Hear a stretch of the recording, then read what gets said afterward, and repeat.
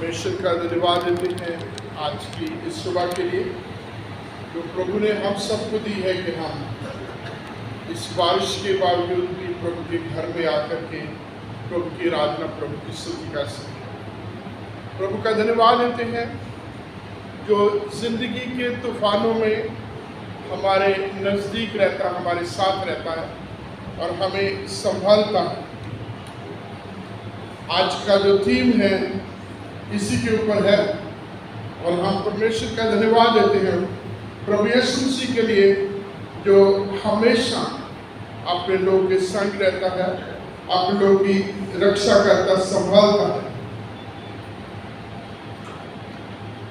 आज की जो सुसमाचार का वचन है जो हमारे बीच में पढ़ा गया है, मत्ती रचित सुसमाचार उसका 14वां अध्याय और उसके 22 वचन से लेकर 33 वचनों तक पढ़ा गया है। और ये वचन, इसके बीच में हम दो बड़े कामों को देखते हैं जिससे मौजज़ा कहते हैं, जिससे आश्चर्य कर मिरेकल बोलते हैं। पहला, प्रभु यीशु मसीह पानी के ऊपर चलते हैं और दूसरा, प्रभु यीशु मसीह का चेला पतरस पानी के ऊपर चलता है। इससे पहले जब हम आज के इस पैसेज को पढ़ते हैं तो परमेश्वर के वचन में पढ़ते हैं कि प्रभु यीशु मसीह ने बरबस अपने चेलों को किसी पर बैठने के लिए और आगे झील को पार करके जाने के लिए कहा। और जो इसका ओरिजिनल है उसमें है कि Jesus compelled his disciple to leave that place. प्रभु यीशु मसीह ने अपने चेलों को कंपेल किया, मजबूर किया, जबरदस्ती उस जगह पर से आगे निकलने के लिए कहा और उनको नाव पर बिठाया कि ताकि वो आगे चले जाए। और आप इस बात के ऊपर पता नहीं कितना आपने गौर किया होगा कि प्रभु यीशु मसीह अपने चेलों को जबरदस्ती भेज रहे हैं। अक्सर जब प्रभु यीशु मसीह के कामों को देखते हैं, प्रभु यीशु मसीह के चेले प्रभु यीशु मसीह के हमेशा साथ रहते हैं। प्रभु यीशु मसीह अपने चेलों के साथ रहते हैं। प्रभु यीशु मसीह अपने चेलों को साथ लेकर के आगे प्रार्थना के लिए जाते हैं। वो जहां भी प्रभु यीशु मसीह गए अपने चेलों को साथ लेके गए।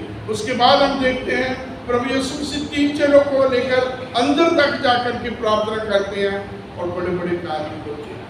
लेकिन ये एक ऐसी जगह है जहाँ प्रभु यीशु मसीह के बारे में 22 वचन देखेंगे तो इसमें लिखा है उसने उनको जबरदस्ती उनको कंपेल किया कि उस जगह को छोड़कर किसी पर बैठ करके वो आगे पहुंचे।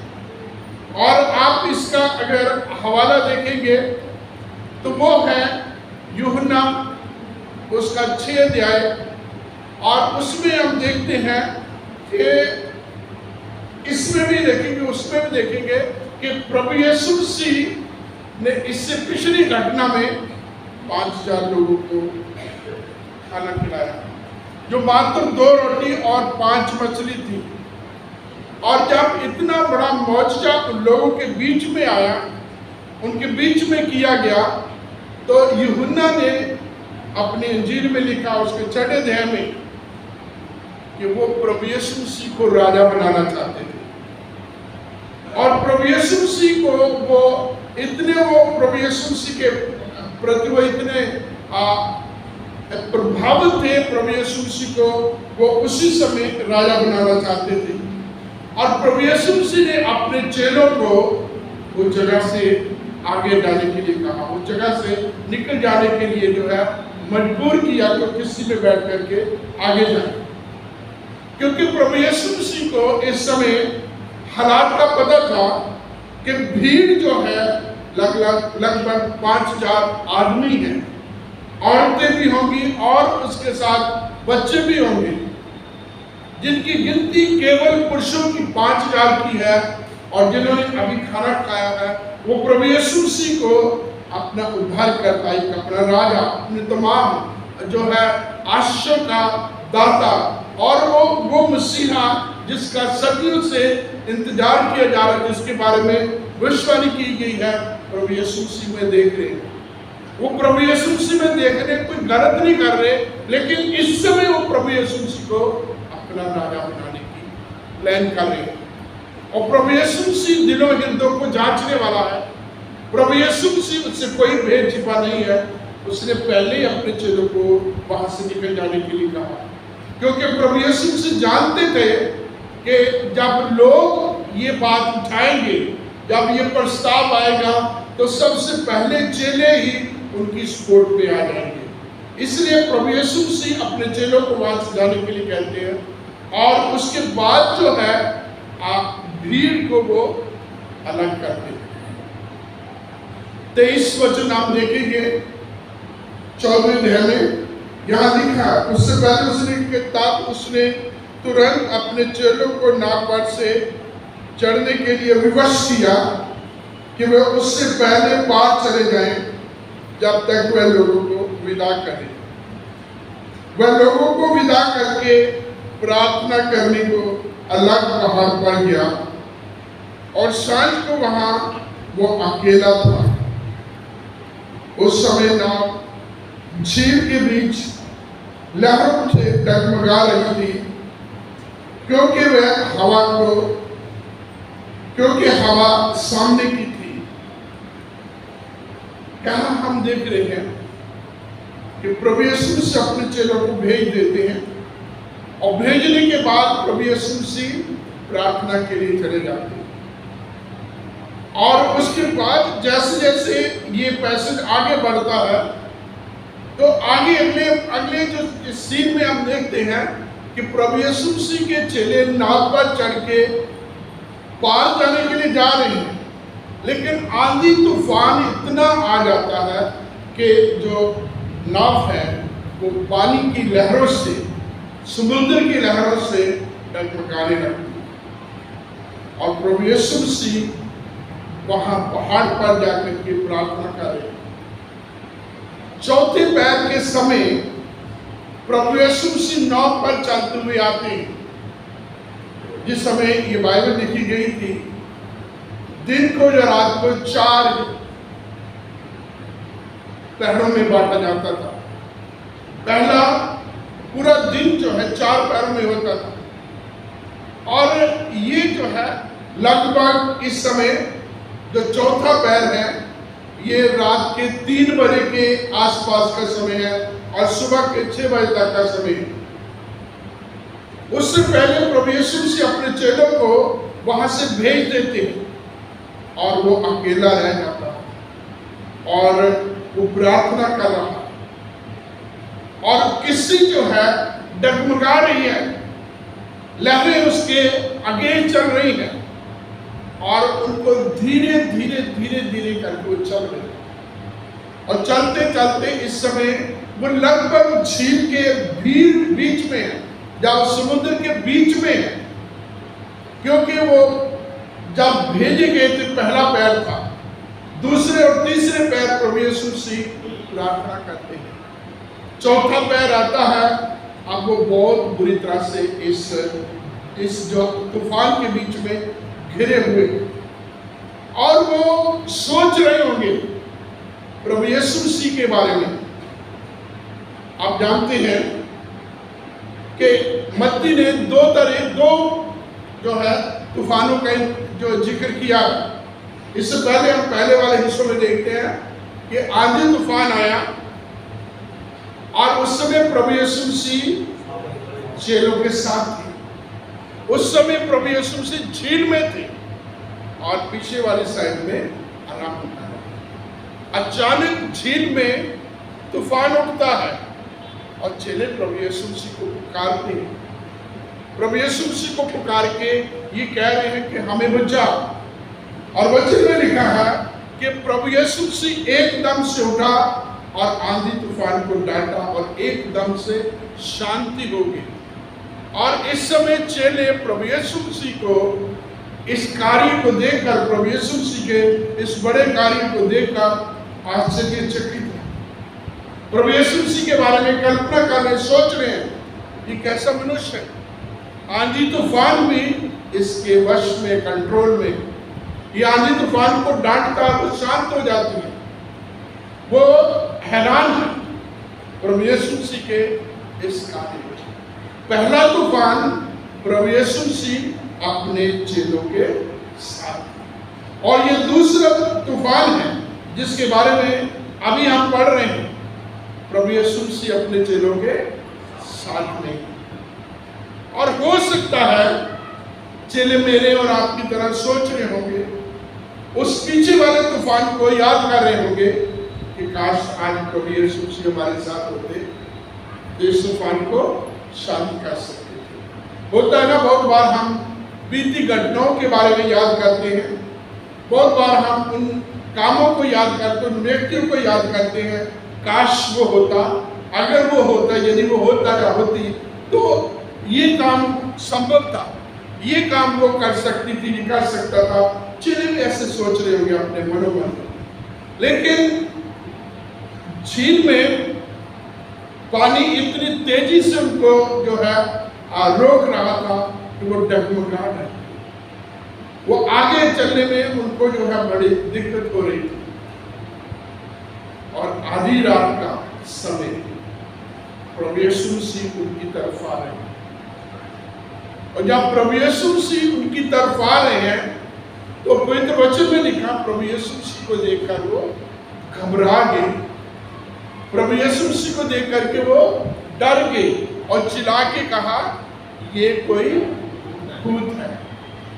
अब देखिए प्रभु यीशु मसीह को क्या वो पहचान नहीं पा रहे थे, प्रभु यीशु मसीह को क्या कभी उन्होंने देखा नहीं था। क्या वजह थी कि वो प्रभु यीशु मसीह को पहचानने से जो है इस समय असमर्थी थे। पहला हमें इसके ऊपर देखना है कि जैसे वो नाव के बीच में चले, नाव में आगे जो चल रहे हैं तो आंधी से घिरे हुए थे। झील जब आंधी तूफान जो है उसके पानी से वो डगमगा रही उनकी किस्ती, और उनको आगे चलने में बड़ी दिक्कत हो रही है। और पहला पैर निकल गया, दूसरा पैर निकल गया, तीसरा पैर निकल गया, चौथा पैर आ गया, और अभी तक वो स्ट्रगल कर रही है, अभी तक वो उनकी कश्ती डावाडोल हो रही है, डगमगा रही है। और उस बीच में उनकी ये सोच है कि वो उनको जो है दुष्ट आत्मा के वो इस समय पोजेशन में, उनके चारों तरफ जो है माहौल जो है इस समय खराब है। दुष्ट आत्मा का जो है यहाँ ताकत है। एक ऐसा एरिया है, ऐसे इलाके से हम निकल रहे हैं यहाँ इविल स्पिरिट का ज्यादा जोर है। और प्रभु यीशु मसीह जब सामने से आ रहे हैं, प्रभु यीशु मसीह को देख करके उनके दिमाग में प्रभु यीशु मसीह नहीं आ रहे, उनके दिमाग में उनका हालात है जिसके बीच में वो घिरे हुए हैं, क्योंकि पिछले दो पैरों में वो अभी तक इसमें वो फंसे हुए हैं। और ये हालात प्रभु यीशु मसीह आगे से आ रहे हैं और उनकी उम्मीद से बाहर प्रभु यीशु मसीह को पहचानना उनकी समझ से बाहर। प्रभु यीशु मसीह जब आ रहे हैं तो प्रभु यीशु मसीह को देख करके वो चिल्ला के कहते हैं ये भूत है। और जब जिंदगी में, दुनिया में, हमारे जीवन में आंधी तूफान उठते हैं, जब हम डावाडोल हो जाते हैं, डगमगा जाते हैं, जब हम डूबने लगते हैं, तो प्रभु यीशु मसीह के लिए दूरी और पास, क्योंकि वो दूर और पास का परमेश्वर है, वो उनके पास आकर के उनको शांति देता है। हिम्मत बांधो, मैं हूं, ढांढस बांधो, मैं हूं, डरो मत। और ऐसे समय में जब उसने ये कहा कि ढांढस बांधो, मैं हूं, तो एक चेला क्या कहता है, हे प्रभु यदि तू है तो मुझे भी अपनी तरह पानी पर चलने की सामर्थ है। अब देखिए, यदि मैं किसी के बीच में होता और मेरी किसी जो है पिछले जब आधा दिन में कम या पिछले 2 पहरों में आंधी के बीच में, पानी के बीच में डगमगा रही होती, डावाडोल हो रही होती, इसी तरीके से मैं स्ट्रगल कर रहा होता।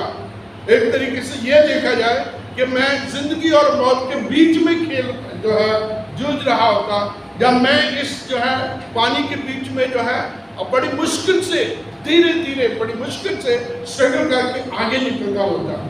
और मुझे पता लगता सामने यीशु मसीह है, तो मैं प्रभु यीशु मसीह को कहता, प्रभु यीशु मसीह यदि तू है तो सबसे पहले इस जो है आंधी तूफान को शांत कर। मेरा रिस्पॉन्स क्या होता, जब मेरी सोच में क्या होता कि मैं प्रभु को एकदम से कहता, प्रभु आंधी को शांत कर दे। क्योंकि इससे पहले भी चेलों ने यही कहा ना, जब प्रभु यीशु मसीह के चेले झील में जा रहे थे, प्रभु यीशु मसीह पीछे वाली साइड में सो रहे थे, तो प्रभु यीशु मसीह से कहा, क्या तुझे हमारी चिंता नहीं है, हम यहाँ डूब रहे हैं। तो एकदम से चेले या हम जैसी सोच के लोग एकदम से यही कहते हैं, प्रभु जल्दी से इस आंधी को रोक दे, थम दे, जैसे पहले किया था, आज भी तो उसी अपनी सामर्थ को हमारे बीच में दिखा दे। लेकिन पतरस ने कुछ अलग से कहा।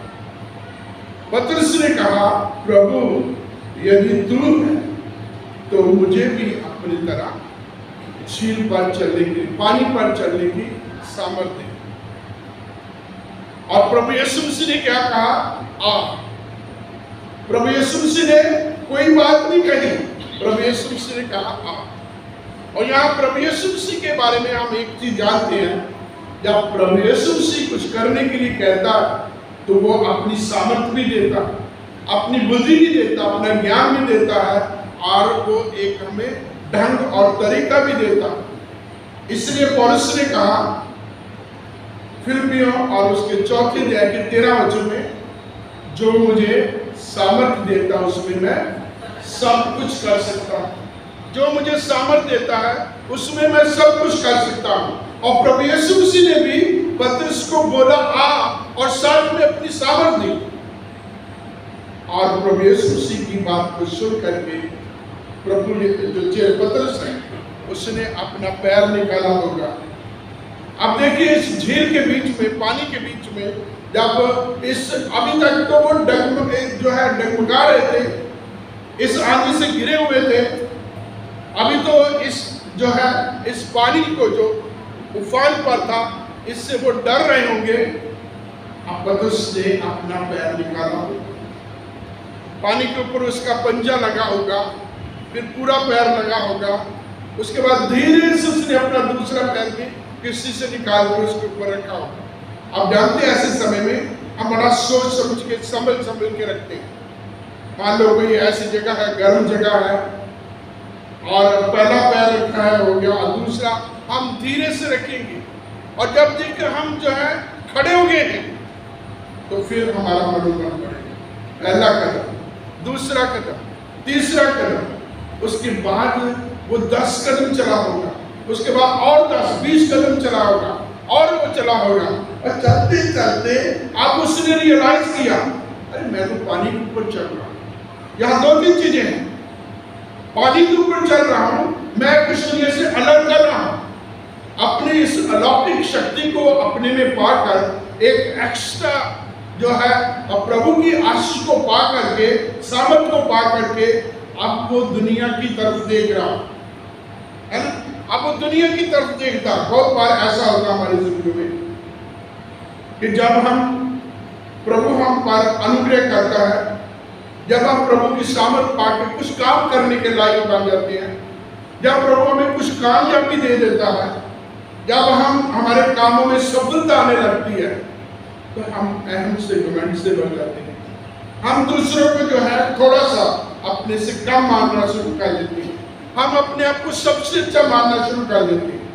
हो सकता है एक पल पर पतरस के दिमाग में भी ऐसी बात हो, बाकी तो 11 की 11 चले किसी के बीच में बैठे हो, वो तो यही सोच रहे होंगे ना, आंधी तूफान को बंद कर दे, हमारी किस्ती सही तरीके से चल दे।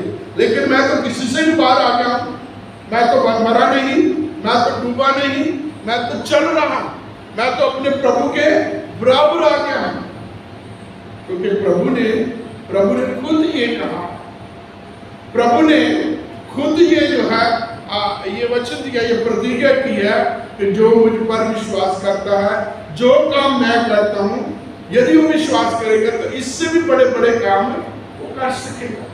ये प्रभु ने उसे सामर्थ्य दी है, और पानी के ऊपर वो चल रहा है। लेकिन पानी के ऊपर चलता चलता वो दुनिया की तरफ देखता है। पहली चीज घमंड आ गया। पहली चीज वो दुनिया को, बाकी लोगों को, अपने साथियों को अपने से कम मानता, उनसे अपने आप को जो है ज्यादा जो है पावरफुल मान रहा, ज्यादा कैरिस्मेटिक मानता, अपने आप को ज्यादा स्पिरिचुअल समझ बैठा। और उसके अगले पल में आप देखिए कि वो डूबने लगता। दूसरी चीज कि जब तक हमारा ध्यान, हमारा विश्वास, हमारी कंसंट्रेशन, हमारा निर्भर होना प्रभु के ऊपर रहता है, तब तक दुनिया की कोई चीज हमें हिला नहीं सकती। लेकिन जैसे हम दुनिया को देखते हैं, जैसे हम प्रभु से रहित होकर दूसरों की ओर देखते हैं, क्योंकि प्रभु के पवित्र वचन में कहते हैं कि मुझसे अलग होकर के तुम कुछ भी नहीं करते। यूहन्ना 15 में कहा गया है ना, वहां एक दाखलता का, एक डाली का जिक्र किया गया कि डाली यदि उसमें बनी रहती तो बढ़ती है, फूलती है, फलवंत होती है। और अगर एक विश्वासी प्रभु में बना रहता है तो कामयाब होता है, वो भी बढ़ता है, वो भी जो है कैरिस्मेटिक पर्सनैलिटी परिपूर्ण हो जाता है। लेकिन जब हम दुनिया की तरफ देखते हैं तो हम डामाडोल हो जाते हैं। दुनिया को देखा, उन लाभों को देखा, तमाम और चकाचौंध को देखा, और वो डूबने लगा। और फिर उसने प्रभु को कहा, प्रभु मुझे बचा। और प्रभु ने क्या कहा? हमारे जैसा कोई होता ना, हम एक डांट तो जरूर लगाते हैं, पहले तो पंगेबाजी कर दिया, मुझे कह रहा, लेकिन प्रभु ने ऐसा नहीं किया। The moment he said, "Save your Lord," immediately the Lord stretched his hand. उसी समय प्रभु ने अपना हाथ बचा के उसे थाम लिया। प्रभु जिंदगी के हर आंधी तूफान में अपने लोगों के साथ था। जिस समय हम प्रभु को पुकारते हैं, उसी समय प्रभु अपने हाथ, अपने बाजू फैला देता है। अभी आप जरा कल्पना कीजिए कि प्रभु यीशु उसी जगह, जिस जगह थे, और इधर पतरस किसी से काफी आगे निकल चुका होगा, और जिस जगह पर प्रभु यीशु मसीह थे, क्या वो इतने ही एक हाथ के बराबर ही था? अगर हाथ के बराबर होता तो डूब भी रहा होता तो उसको न डरने की कोई जरूरत नहीं थी। वो खुद ही प्रभु के ऐसे पकड़ सकता था, प्रभु के कपड़े को पकड़ सकता था। थोड़ा सोचिए वो कितनी दूरी पर होगा प्रभु यीशु मसीह में, और उसमें कितना फासला होगा जो डूबते समय प्रभु को चलाने लगा। और दूरी होगी, काफी लंबी दूरी होगी। और क्योंकि एक और आप इसमें आप सोचिए, जब प्रभु यीशु मसीह ने इनको झील में किसी में बैठ के जाने के लिए कहा, तब से लेकर अब तक बहुत समय हो गया। प्रभु यीशु मसीह भीड़ को विदा करके प्रार्थना करने के लिए चलते, पहला पैर, दूसरा पैर, तीसरा पैर हो गया, और अब चौथे पैर के समय जब जो है किसी जो है झील के बीच में डामाडोल हो रही, डगमगा रही है, बहुत स्ट्रगल है इनका, प्रभु चौथे पैर है ना, दिन की सुबह के भोर के समय प्रभु यीशु मसीह की तरफ आ रहे हैं, और उस बीच में किसी बहुत आगे बढ़ चुकी होगी, किसी बिल्कुल जो है बीच में पहुंच गई होगी, और किनारा बहुत दूर होगा, है ना। तो प्रभु यीशु मसीह भी आगे जब इसके बीच में कितना फर्क होगा, ना तो ये झील की तरफ वापस आ सकता है, ना प्रभु की तरफ आगे जा पा रहा है। रुकावट आ गई है और ये डूबने लगा है, और प्रभु को पुकारा है, क्योंकि परमेश्वर का पवित्र वचन कहता है प्रभु का हाथ इतना छोटा नहीं है कि वो बचा ना सके। यहाँ ये वचन भी पूरा हो रहा है कि पतरस कितनी भी दूरी पर था, कितना भी नीचे जा रहा था, प्रभु ने अपना हाथ बढ़ा करके इससे बचा लिया। यहाँ पतरस को लेकर एक और बड़ी बात आती है। पहली चीज तो पतरस के बारे में आप जानते हैं कि वो जल्दबाज था, एकदम से रिएक्शन करता था। कोई भी बात होती तो एकदम से सबसे पहले उसी की बात होती थी। और यहाँ भी किसी के बीच में, आंधी तूफान के बीच में या फंसे होने के बावजूद भी उसने कुछ नहीं सोचा, बचने बचाने के बारे में कुछ नहीं सोचा, आंधी तूफान को थामने के बारे में नहीं सोचा। एकदम से बोला, प्रभु यदि तू है तो मुझे भी अपनी तरह पानी पर चलने की सामर्थ्य दे। एकदम से जल्दबाजी में उसने सोचा, और जब वो चल रहा है तो आगे उसे क्या चाहिए था कि प्रभु की ओर ताकता है, प्रभु में बना रहता, क्योंकि प्रभु से अलग होकर के कोई भी कुछ नहीं कर सकता। हम भी प्रभु के बिना कुछ भी नहीं कर सकते। तो ये प्रभु की तरफ बढ़ता बढ़ता डूबने लगा और प्रभु को पुकार के कहा, प्रभु मुझे बचा। प्रभु ने अपना हाथ बढ़ाया, प्रभु ने इसे थाम लिया। और जब शांति हो गई तो चेले सोच रहे होंगे, प्रभु ने हमें इस प्रकार क्यों किया? क्या प्रभु हमें जरूरी था भेजना? या प्रभु पहले पैर, दूसरे पैर, तीसरे पैर नहीं आ सकता था? प्रभु अभी आखिरी टाइम पर ही क्यों आया? चौथे पैर ही क्यों आया? तो प्रभु बहुत बार हमारी जिंदगियों में ऐसे माहौल बनाता ताकि हम कुछ सीख सकें। यदि ये आंधी तूफान ना आया होता, पतरस ने इसे सीखा, एडवेंचर था पतरस के लिए कि ये आंधी तूफान आना और उसके बाद वो पानी पर चल रहा, प्रभु के ऊपर उसका विश्वास पड़ा कि प्रभु में होकर के वो कुछ भी कर सकता है। जैसे पौलुस ने कहा, जो मुझे सामर्थ देता है उसमें मैं कुछ भी कर सकता हूँ। तो प्रभु जो हमें जब सामर्थ देते हैं, हम भी प्रभु में होकर के कुछ भी कर सकते हैं। प्रभु की ओर ताकते रहना, प्रभु की ओर देखते रहना, प्रभु में बने रहना, प्रभु से अलग होना से होकर के हम कुछ भी नहीं कर सकते। इसलिए प्रभु में बने रहना हमारे लिए बहुत जरूरी है। और जब ये सब कुछ हो जाता है तो वचन में लिखा है, प्रभु यीशु मसीह के चेले कहते हैं, वास्तव में तू परमेश्वर का पुत्र है। पहले तूफान में क्या कहा था? पहले तूफान वो भी था, उसमें प्रभु ने बचाया। तो प्रभु चेले उससे भी क्या कहते हैं, ये कैसा आदमी है ना? वो वहां आश्चर्य करने लगे। पहले तूफान में वो हैरान थे कि ये कैसा व्यक्ति है, आंधी तूफान भी इसका कहना मान रहे हैं। और जब यहाँ प्रभु ने बचा लिया है, आंधी तूफान को थाम दिया है, अब वो किसी के बीच में है, तो क्या कह रहे हैं? वास्तव में ये परमेश्वर का। और इतना ही नहीं, उन्होंने उसकी वर्शिप की, आराधना, उसको दंडवत किया।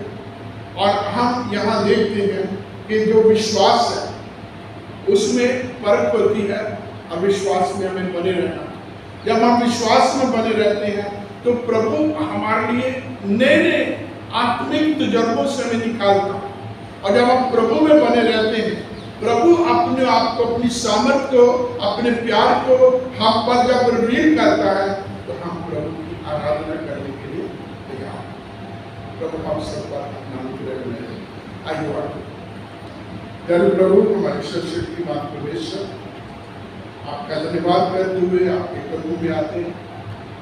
खुदा परमेश्वर, बड़े सीधे सरल तरीके से हमने तेरा वचन देखा है और ये पाया है कि तू आंधी तूफान में, जिंदगी की तमाम मुश्किलों में, विपरीत परिस्थितियों में अपने लोगों के साथ रहता, अपने लोगों को कभी नहीं छोड़ता। अपने लोगों को जब तू बुलाता है तो अपनी सामर्थ्य, अपनी शक्ति से परिपूर्ण करता है। हम आपका धन्यवाद देते हैं क्योंकि तू हमेशा निरंतर अपने लोगों के साथ रहकर उनकी अगुवाई करता है। हम सब पर भी तेरा अनुग्रह हो, तेरी दया, तेरी कृपा हो, ताकि पिता परमेश्वर हम तुझे ताकते हुए विश्वास करता सिद्ध करने वाले मसीह को ताकते हुए अपने जीवन में जीत करें और अपनी जिंदगी से आपके नाम को उठा सकें। प्रार्थना को सुने प्रभु यीशु मसीह के नाम से।